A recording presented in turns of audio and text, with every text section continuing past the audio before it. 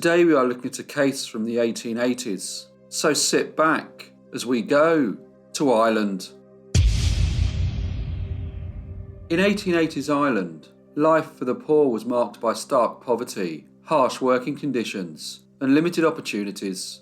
The agrarian society struggled with land disposition, which exacerbated the plight of impoverished families, creating a challenging and often desperate existence. Maamtrasna was a remote village in the west of Ireland. The residents resided on small farms, and most lived in extreme poverty. The village was situated 8 miles from the nearest police station and over 10 miles from the closest doctor. Those who lived there lacked the funds for a horse and carriage, so undertook arduous walks that exceeded 2 hours to access essential services. Living in the village, in a small 2-roomed building, was the Joyce family. They consisted of John, his wife Bridget, his 3 children from a previous marriage, and his mother Margaret, who was in her 80s. There was another son named Martin, who was working on a farm a few miles away, so no longer lived with his parents. Their home, a humble dwelling, reflected a life of simplicity and struggle. The front door of the property opened into the kitchen. There was a fireplace, but no chimney. Instead, there was a hole in the roof, which allowed the smoke to escape. At the other end of the kitchen was an area where some of the animals were kept after dark, so they wouldn't be stolen during the night.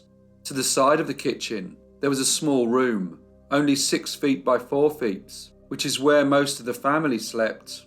The daily rhythm for the impoverished who worked the land in the 1880s involved dawn to dusk labour. Mornings began with the care of livestock and tending crops in meagre fields. The manual labour extended to repairing tools and maintaining their modest homestead. On Friday the 18th of August 1882, the sun rose just after 6 a.m. and the local people began to wake and go about their daily business. One man who was up with the sun was named John Collins, who lived near to the Joyce house. He decided to walk up the road to ask his neighbour if he could borrow a wool card. These were used to prepare wool for weaving. Approaching the property, a sense of unease enveloped him. The sturdy wooden door, usually secured from the inside, lay shattered and unhinged. Stepping over the remnants, Mr. Collins entered the home, completely oblivious of the startling discovery awaiting him. Upon entering, he was confronted by the lifeless body of John Joyce, unclothed, on the kitchen floor. The shocking sight prompted him to immediately turn around and run out of the house. In haste, he rallied some of the local community, and when they returned to the Joyce residence, Mr. Collins and a few others entered to investigate. Inside, a grim discovery unfolded. John Joyce lay dead, shot twice, yet the horror intensified as they found Bridget, Margaret, and 14-year-old Penny lifeless, their bodies left lying in the house. The women had met a gruesome end, seemingly bludgeoned with hammers. The injuries were severe, revealing the brutality of the attack, with the extent of the damage starkly evident. In the smaller room, Mr. Joyce's 2 sons, 17-year-old Michael and 11-year-old Pat, were discovered in their beds. Both had sustained gunshot wounds to their abdomen and heads. Miraculously, though, the 2 boys were still alive. It was a shocking scene. 4 dead and 2 severely injured inside the house. Aware of Maamtrasna's isolation, fear clung to the air as local people suspected that the killers might be among them. A paralysing silence ensued, preventing anyone from offering aid to the surviving boys, fearful that they might suffer the same fates. Nonetheless, 11 brave men undertook the arduous 8-mile journey to the nearest police station, determined to report the tragic events that had taken place in their village. By 11 a.m, the police arrived to the gruesome scene. The boys were still alive, and the local constable asked them what had happened. Michael told them that 2 men had shot him in his bed, and that he had seen them beat his sister with a stick and heard her cry out. However, he couldn't determine who they were, because they had blackened their faces with coal. At 3 p.m. that day, Michael, who had suffered for hours with no help from the onlookers, tragically died. However, 11-year-old Pat had not succumbed to his injuries. Dr. Robert McDowell, a renowned Dublin doctor, happened to be in a nearby town, and when he heard about the attacks, he made his way to Maamtrasna in time to assist the young boy. There was an inquest into the deaths, which returned an open verdict. On the 19th of August 1882, just 24 hours after this heinous crime, Maamtrasna found itself engulfed by the presence of law enforcement and journalists. The close-knit community, gripped by fear, shrouded itself in silence, unwilling to divulge any information that could jeopardize their safety or that of their loved ones. In the 1880s, Ireland was marked by intense and continuous land disputes. The agricultural landscape was marred by tensions between tenant farmers and landlords, fueled by economic hardship and political unrest. The issue stemmed from the system of land tenure, where tenant farmers, who were predominantly Catholic, worked the land, very often owned by Protestant landlords. The landlords held significant power, often charging high rents and implementing arbitrary evictions, leading to widespread tenant discontent. The Land League had emerged as a powerful advocate for tenant rights and sought to address the unequal distribution of land and push for reforms, demanding fair rents and tenant protection from eviction. However, this was not supported by many landlords and led to tension between landowners and their tenants. Another issue that had affected the local farmers was the stealing of livestock. This usually happened at night, and by 1882, more and more sheep were being stolen, and John Joyce was known for his involvement in sheep rustling. This intricate web of poverty, land disputes, and criminal activities painted a complex backdrop against which the murder investigation unfolded. The law enforcement efforts intensified as the police initiated a series of arrests. One notable individual apprehended was a man commonly referred to as Big John Casey, and there was widespread speculation that he had been a victim of sheep theft by John Joyce. Casey was intercepted by the police as he attempted to leave the area. However, within a remarkably short space of time, he found himself released from custody. The catalyst for this swift turnaround was the emergence of 3 individuals who provided statements accusing others of committing the crime, although it later came to light that these witnesses had been compensated for their information.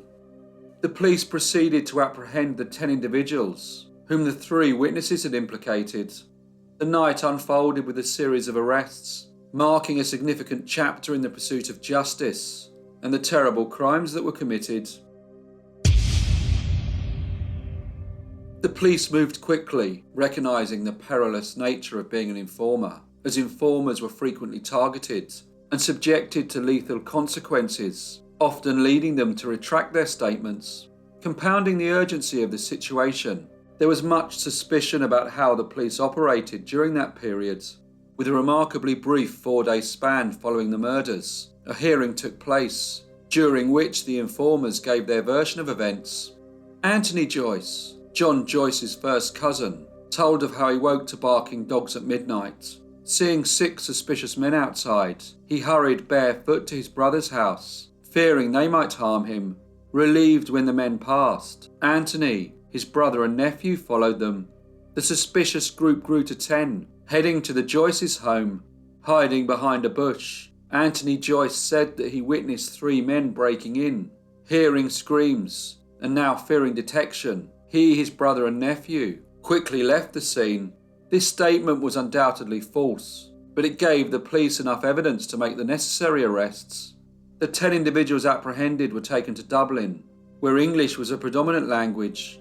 However, in many parts of Ireland, including the secluded village of Maamtrasna, Irish was predominantly spoken. This meant that most of the men wouldn't even understand their trials. The trials were scheduled to commence in Dublin on the 1st of November 1882. The stakes were exceptionally high for both the prosecution and the accused. The prosecution team faced intense scrutiny from the media and politicians, under pressure to secure a conviction and demonstrate control over Ireland. Meanwhile, the accused men were engaged in a literal fight for their lives, a conviction would result in the ultimate penalty of hanging. They were provided with legal representation in the form of a young and inexperienced barrister who notably did not possess proficiency in the Irish language. Furthermore, he was not granted the opportunity to interview his clients before the commencement of the legal proceedings. During the trial, which was presided over by Justice Barry, the defendants were asked to enter a plea of guilty or not guilty. A significant number struggled to comprehend enough English to respond. Interpreters were summoned to the courtroom, and all 10 men collectively entered their pleas of not guilty. Each was to be tried separately. However, the prosecution found itself in need of additional evidence, prompting them to exert pressure on 2 of the accused individuals, Anthony Philbin and Tom Casey, who had both previously lived in England, so of the 10, had the best command of the English language. The prosecution offered them an agreement whereby charges against them would be dismissed in exchange for their testimony against their fellow co-accused. The strategy proved effective, leading Anthony Philbin to recant his original account, despite initially having alibis that placed him out of town on the night of the murders. He altered his story, claiming he was present and that he could identify the men responsible for the killings of the Joyce family. Tom Casey also opted to cooperate against the other men. Comprising of wealthy Dublin residents, the jury faced language barriers, as there was no adequate interpreter for the predominantly Irish-speaking defendants. A policeman using a different Irish dialect offered selective translations. The sole surviving victim, young Patrick Joyce, was excused from testifying due to the fact that he did not speak any English, and the court perceived that he had a lack of understanding of the consequences of lying. This omission resulted in critical details, like the perpetrators had blackened their faces, remaining undisclosed to both the jury and the defence counsel. Patrick Joyce was the first to face a courtroom. Anthony Philbin, who had not been present on the night of the murder, stated that Patrick was among those who had forcibly entered the home, further stating that Patrick had been armed with a revolver. However, Tom Casey asserted that 2 additional men, not currently facing charges, had been involved in the murders, contradicting the established evidence. Despite the absence of a clear motive presented during the trial, the jury deliberated for a mere 8 minutes before returning a guilty verdict for Patrick Joyce. He was subsequently sentenced to death by hanging.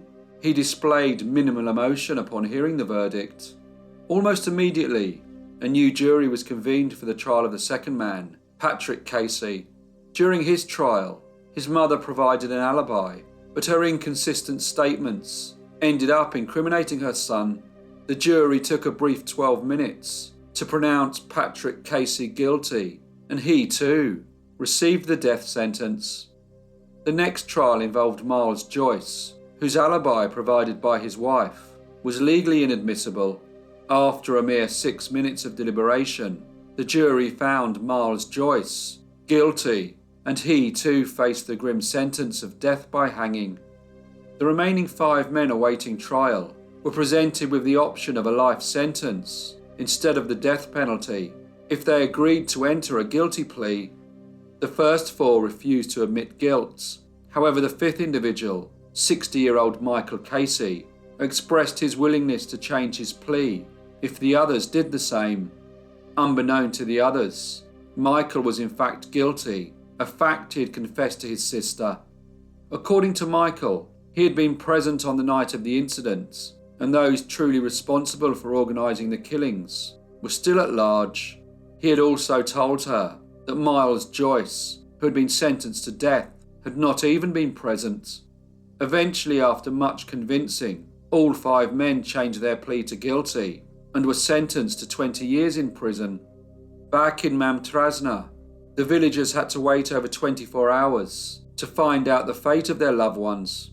Despite the fact that the witnesses and the evidence contradicted itself, all men were found guilty. The wife of Miles Joyce took desperate measures to plead for her husband's life. In a heartfelt letter to a journal, she declared, "I publicly confess from high heaven that he never committed that crime. nor left his house that night. She implored that those found guilty to declare his innocence. Regrettably, her pleas were met with scepticism, with many viewing her as merely a desperate woman, attempting to save her husband, and nothing more. The condemned men were transferred to Galway prison, where in mid-December 1882, just 2 days before the scheduled hangings, Patrick Joyce and Patrick Casey, shedding more light on the case, made startling revelations. Both admitted to being present at the house during the murders, but insisted that Miles Joyce was completely innocent. To bolster their claims, they expressed their willingness to sign testimonials. In these testimonials, they asserted that the other individuals who were present during the murders were Michael Casey, Thomas Casey, and 3 others who remained free. Thomas Casey was identified as the perpetrator responsible for all the shootings, which had resulted in the deaths of 3 members of the Joyce family. 2 of the remaining 3 individuals, still at large, wielded a hammer, using it to fatally assault the other innocent victims inside the house. Anthony Philbin, according to their accounts, was not present during the gruesome incident. Interestingly, the motive behind the crime was vaguely attributed to spite, with no further details provided.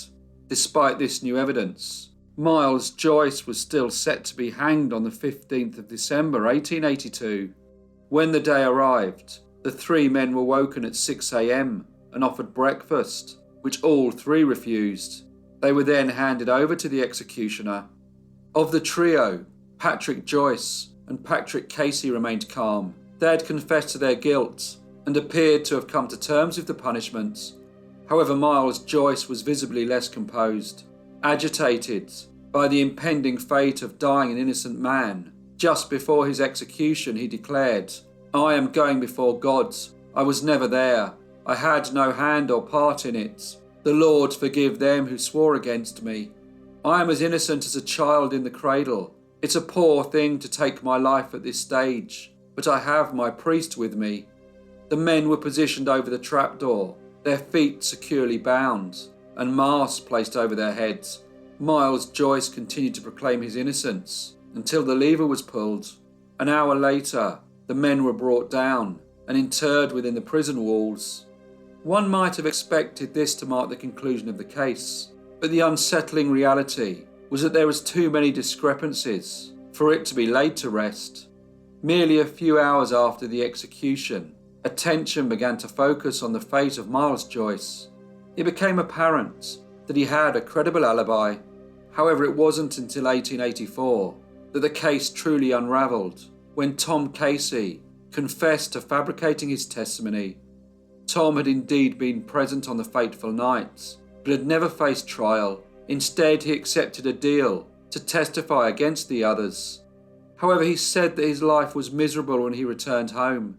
His wife despised him for his actions, yet being Catholic, divorce was not an option. Local pressure from his priest intensified, eventually leading Tom to approach the clergy and admit his lies. Subsequently, the priest compelled him to stand next to the altar and publicly confess to everyone that he had lied in court. News of Tom's confession quickly circulated, and within a week, a journalist met with him. During the interview, Anthony Philbin also admitted to fabricating his testimony, claiming that the prosecutor had threatened them with hanging if they did not comply. The revelation of these lies cast a glaring spotlight on the injustice that had transpired. On the 11th of August 1884, when this new information came to light, it faced immediate scepticism, with critics contending that the sudden change in testimony was prompted by fear of their neighbours. However, public dissatisfaction lingered, and a clamour for the investigation to be opened again ensued. Unfortunately, their calls were rejected, and over time the story began to fade from the news. In 1895, Michael Casey, the first of the Maamtrasna prisoners, passed away in prison at the age of 73. Michael was by all accounts guilty, and likely the only one among the incarcerated men who had been present on the night of the crime. In the year 1900, John Casey, an innocent man who had spent 18 years behind bars, died in his cell. Adding to the sorrow, his family was denied the opportunity to have his body returned for a proper funeral. On the 31st of October 1902, the last 3 Maamtrasna prisoners were released after having served their full 20-year sentence. They headed back to their homes that they hadn't seen since the day that they were arrested. Remarkably, only 3 out of the 7 initially suspected individuals have been tried, leaving 4 unaccounted for. However, in 1884, Tom Casey named all 7 individuals in connection with the case, singling out Big John Casey as a central figure who, according to him, had masterminded the murders. The police concurred with this, and it was Big John Casey who had been the first person to be arrested, but he was released following the testimony of the 3 informers. In 1880s Ireland, the British government oversaw the administration of justice, so the trial was conducted within the context of British rule in Ireland. The Maamtrasna murders, the subsequent investigation, and the wrongful execution of an innocent man are believed to have played a role in the decline of the Gladstone government in Britain. This period in Irish history was characterised by agrarian unrest, political tensions, and demands for Irish Home Rule. The unjust trial of those accused of the atrocious crimes in Maamtrasna in 1882 further outlined the difficulties in confronting the government during this turbulent era. On Wednesday, the 4th of April 2018, the President of Ireland, Michael D. Higgins, signed a presidential posthumous pardon to Miles Joyce. The British government have, to this date, not done the same. The motive behind the Maamtrasna murders remains a mystery, defying conclusive explanation. Despite efforts to understand the reasons behind these tragic events, a definite explanation has proven elusive, so it appears increasingly likely that this will be concealed in the shadows of history and will persist as an unsolved puzzle, resisting definitive understanding. Hello everyone, and thank you so much for listening.